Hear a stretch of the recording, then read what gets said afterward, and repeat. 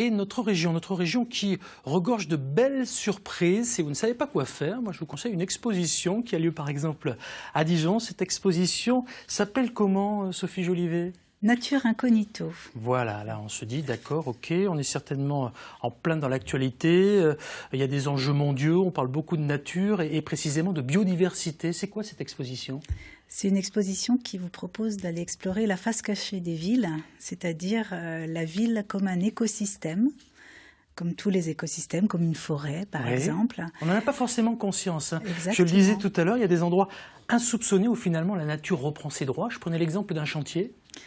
Les chantiers sont des endroits effectivement où se niche la biodiversité, notamment des abeilles sauvages, terricoles, qui ont l'habitude de nicher donc, dans les tas de sable, voilà. Et donc c'est des terrains favorables pour elles. On découvre par exemple aussi que certaines espèces animales, notamment les oiseaux dont on parle beaucoup actuellement dans l'actualité, parce qu'il y en a de moins en moins dans nos campagnes, viennent en ville parce que finalement nos déchets ont quelque peu modifié leur régime alimentaire. Info ou intox ? C'est vrai pour un certain nombre d'oiseaux, effectivement. Hein. Pensons aux pigeons qui effectivement ont modifié leur régime alimentaire en vivant à côté des humains. Alors la ville n'est pas forcément un terrain très très favorable à la biodiversité. Hein. C'est pas parce que non, au départ c'est quand même pas là que la nature niche. On est d'accord. Hein. Voilà, on a quand même quelque peu modifié l'écosystème. Les pertes de biodiversité sont partout, que ce soit à la campagne ou que ce soit en ville. Mais en tout cas, en ville, c'est aussi un lieu où habitent plein d'espèces différentes, hein, que ce soit dans le sol, que ce soit dans les parcs et jardins, sur les balcons, dans les rues, dans les chantiers, vous l'avez dit, etc., etc. On voit par exemple ici une photo, on devine ce qui semble être un renard. Et là, on se dit, tiens donc, le renard revient en ville ? Le renard est très présent en ville. Ça fait partie des mammifères sauvages hein, qu'on va rencontrer en ville, comme le hérisson, qui sont aussi des petits animaux qui sont facilement repérables dans la ville. On fait une petite parenthèse sur le hérisson, parce qu'il paraît que le hérisson d'Europe serait essentiellement aujourd'hui plus fréquent en zone urbaine qu'en campagne. Là aussi, c'est vrai ? C'est vrai, c'est vrai. Il est établi en tout cas que la ville, et en tout cas enfin, les zones plutôt où il y a des jardins, hein, évidemment, sont des lieux favorables, des habitats favorables pour les... Il a l'air content celui-ci, on dirait le hérisson de la pub pour un tampon grattoir dont tout le monde se rappelle le nom, mais que je ne peux pas dire évidemment, mais ça se termine par un X. Voilà, il a l'air très très content. C'est d'ailleurs l'emblème de votre exposition qui s'appelle Nature Incognito, qui donc a lieu à Dijon. Actuellement, on peut y aller pendant encore beaucoup de temps, puisque c'est jusqu'au 17 novembre. Tout à fait. On découvre plein d'autres choses. On se rend compte par exemple que notre balcon, parce qu'on n'a pas tous la chance d'avoir un terrain, notamment en ville, hein, notre balcon est source de biodiversité. Oui, et surtout, c'est ça un petit peu le message, hein, c'est qu'on peut faire quelque chose aussi pour faire de nos villes des villes plus biodiverses, encore plus biodiverses. On commence à le faire, hein, plein de villes se mettent à organiser l'espace de manière à accueillir plus de biodiversité, et on a tous vraiment un rôle à jouer, hein, que ce soit les élus, que ce soit les habitants, que ce soit les aménageurs. On a tous, nous, à toutes nos échelles, on a quelque chose à faire. Oui, concrètement, par exemple, allez, un petit exemple. Alors, concrètement, juste en face de chez Grasse, il y a des habitants qui ont adopté des pieds d'arbres. Alors, quand vous dites juste en face de chez Grasse, il faut préciser que Grasse est un restaurant portugais. C'est ça. D'où les spécialités qu'on va découvrir. Grasse, d'ici quelques minutes. Vous êtes quelle rue précisément dans la capitale bourguignonne franc-comtoise? Vous êtes où précisément? Le nom de la rue. Je suis à côté de Faro, dans une ville de Sant Bras del Portel. Non, vous êtes né là-bas, mais la rue où se trouve votre restaurant, c'est où précisément? 67 rue Janin. D'accord, on est rue Janin, voilà, pour bien qu'on précise. Sophie. Alors, rue Janin, donc il y a des habitants qui ont adopté les pieds d'arbres, les arbres de la rue Janin, et qui viennent jardiner, donc juste à côté de la rue, sur la rue. Voilà, ils participent aussi à leur échelle à favoriser, à donner des habitats pour des petits insectes, par exemple, qui vont venir y nicher.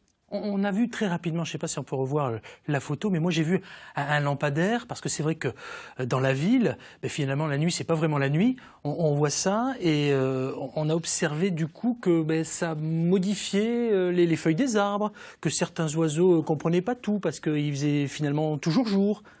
Oui, la lumière permanente modifie les comportements de certains animaux. Hein. Certains vont s'adapter plus facilement que d'autres, mais effectivement, on va s'apercevoir que à proximité des lampadaires, des arbres vont sortir leurs bourgeons un petit peu plus tôt que les autres. Oui, elles restent plus vertes finalement, ces feuilles. Voilà. D'accord, on découvre plein d'autres choses. Il y a des oiseaux, il y a des rampants. On n'en a pas forcément conscience, mais véritablement, quand on se rend dans cette exposition, on peut en même temps y emmener nos enfants, parce que c'est plutôt ludique. Hein. Oui. La biodiversité n'est pas forcément un sujet rébarbatif. Mais oui, parce que parfois, à tort, on entend beaucoup de choses, parce qu'on le disait, ce sont des enjeux mondiaux, on est vraiment en plus dans l'actualité, il y a une conférence encore ces jours-ci, là, en Europe, sur tout ça, mais là, on a vraiment traité d'une manière, une approche vraiment très simple. Une approche simple et puis du quotidien en fait. C'est vraiment aussi comme ça qu'on a voulu le voir. Et puis à partir d'études très précises, on donne quelques chiffres dans l'exposition. Ouais. Et notamment, il y a un habitant de Dijon qui photographie depuis 15 ans tout ce qui passe dans son jardin. Et il en est à 1846 espèces. 1846 espèces dans son jardin. C'est ça. J'ai même noté qu'il avait, vous m'arrêtez si je me trompe, je crois dans son jardin, 37 espèces de champignons, c'est ça ? Au moins. Ouais, 37 espèces de champignons. Celles qu'il a pu identifier. J'ai regardé 187 espèces végétales, enfin un truc de fou quoi. Hein. C'est ça. Ouais. Voilà, c'est quand même assez surprenant. 1612 espèces animales et en tout, vous l'avez dit, 1846 espèces dans son simple jardin. Et c'est pas un jardin extraordinaire, contrairement à ce que pourrait chanter Charles Trenet. Hein. Alors c'est un jardin, voilà, mais c'est un jardin qui est mené de manière écologique. Il y a ça aussi, cette dimension dans l'exposition où juste en faisant quelques gestes, on peut favoriser la biodiversité. Par exemple, en tondant moins, en tondant un tout petit peu moins que voilà, d'habitude on tond la pelouse. Oui, à ras. Ouais, pour éviter de la retondre trop souvent aussi. C'est ça. D'accord. Si on accepte d'avoir une pelouse de 10 cm au lieu de 5, et là on va favoriser aussi la présence de plein d'espèces. Eh ben c'est super. Vous avez mérité votre ticket pour rester avec nous jusqu'à la fin de l'émission et peut-être déguster des plats de Grasse, des plats du Portugal.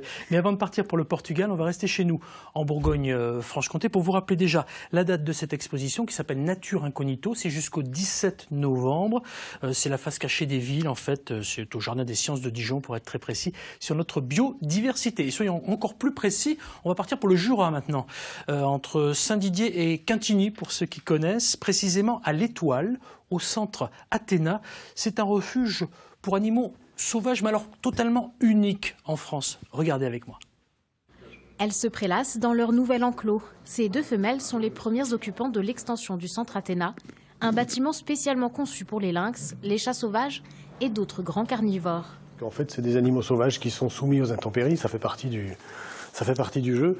Et ça permet aussi d'avoir une faune bactérienne, une microfaune bactérienne sur le sol, ce qui augmente la sécurité sanitaire et simplifie le nettoyage.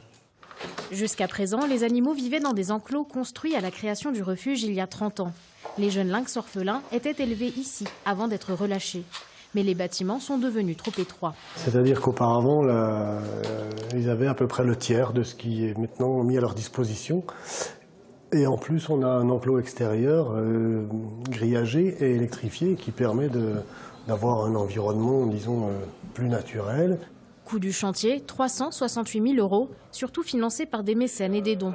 L'entreprise de construction, par exemple, a offert ses travaux. C'est assez rare de faire ce genre d'action très concrète et d'aider des gens qui finalement ont très peu de liens avec nos activités quotidiennes. Donc oui, on en est fiers parce qu'en plus, quand on entend que c'est la plus grande structure de ce type maintenant qui existe en France, peut-être même en Europe, en termes d'accueil et de capacité d'accueil, les soutiens des pouvoirs publics sont faibles. Du coup, on est d'autant plus fiers de pouvoir jouer ce rôle de relais. Après le bâtiment des lynx, le centre de protection de la faune sauvage va construire une nouvelle infirmerie et agrandir les volières. L'association cherche déjà de nouveaux partenaires. Là, c'était des lynx. Tout à l'heure, on a vu des renards, des renards qui revenaient en ville dans la fameuse exposition dont on a parlé, Nature Incognito. Je vous conseille le replay de France 3 sur les écrans connectés pour en savoir plus sur cette expo, sur la biodiversité. Puis, je vous conseille aussi, pourquoi pas, de décrocher votre téléphone et de nous appeler pour nous poser des questions, nous proposer des thèmes. Voici le numéro qui s'affiche sur votre écran. C'est un numéro vert, le 0805 383 383, et puis aussi par les réseaux sociaux et par Facebook notamment, les matins de France 3 Bourgogne-Franche-Comté.